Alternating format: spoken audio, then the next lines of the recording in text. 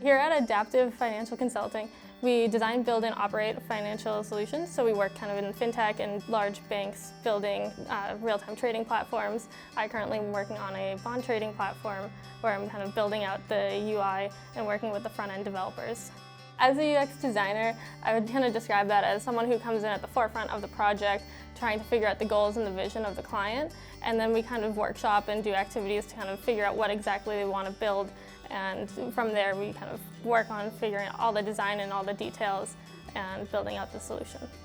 If you're looking to join our team, one thing I would say is that we have an awesome team and we really enjoy collaborating together from a design perspective. We always kind of do design sessions together as a team, and it's definitely not you're the only one on a project. You're always working with all the other design individuals and across the globe, so we're working very closely with both London and New York to kind of excel and kind of grow our designs and work as a team and collaborate. My favorite thing about working at Adaptive is really the ability to grow and to kind of enhance my career. I'm doing my master's right now at Harvard, and Adaptive is helping me kind of do that and grow as an individual so I can kind of continue to build my career and go where I want to go.